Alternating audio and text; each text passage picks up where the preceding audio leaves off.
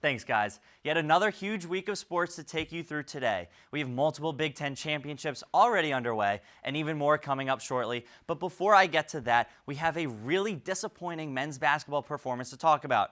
Hoosier Nation. What is happening? IU is fighting for their tournament life right now, and in a must-win game, Indiana blows a lead to the second worst team in the conference in front of a much smaller crowd than we're used to seeing at Assembly Hall. Take a look right here. This was the game's final play that was filled with controversy. Tucker DeVries goes up, misses the shot, thought he got fouled. All of Assembly Hall thought that he got fouled too. For context, Indiana trailed by 3 with just seconds remaining in a game most people had already written off as a victory by halftime.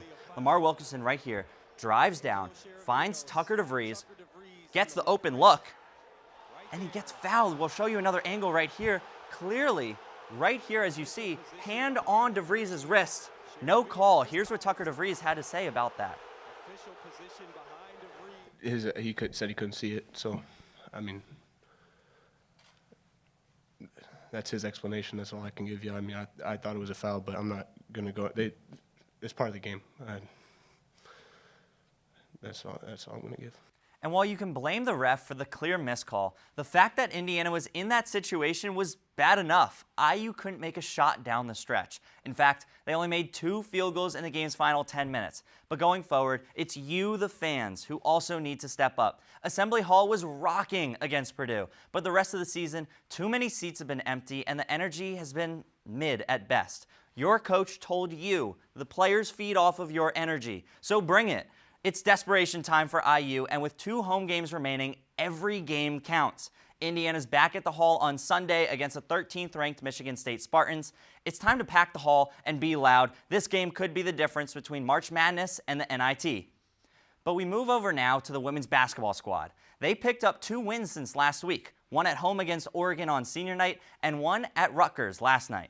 These 2 wins have helped completely change the trajectory of the season, as Indiana is now 5-2 in the month of February, a perfect 5-0 with a healthy Shea Chesky, and on the cusp of clinching a berth in the Big Ten tournament. Last night, it was a full team effort for the Hoosiers. 4 scorers ended in double digits. Odessa Noyan stepped up big time, picking up 15 rebounds, and the Hoosiers still have life going forward. Thanks to a huge fourth quarter effort, Indiana took the lead and would go on to win the game 79-69. Indiana controls their own destiny now. They'll make the Big Ten tournament with a win over Penn State or a loss from either Purdue or Wisconsin. Saturday afternoon is sure to be a thriller. A Big Ten tournament berth on the line. Final game of the regular season. Last outing at Assembly Hall for seniors, and Shea Chesky playing against her former team, the Penn State Nittany Lions. Everything will be on the line. Last week, Indiana women's swim and dive finished second at the 2026 Big Ten Championships. But that means now it's time for Indiana Hoosiers men's swim and dive unit to make a splash in their Big Ten Championships. Ranked 3rd in the country, the Hoosiers are currently chasing a 5th straight Big Ten Championship this weekend. But after day 1 of the event, Indiana finds themselves sitting in 3rd place, 6 points back of the 1st place Michigan Wolverines, who ended the day with 116 points. Day 2 began at 11 a.m. with the prelims, and the finals for Day 2 start at 5 p.m. Stay tuned for the rest of the championships, which will conclude on Saturday. But the Hoosiers in the pool aren't the only ones chasing a Big Ten title. The Indiana Hoosiers track and field men's and women's team hit the track this weekend for their Big Ten championships.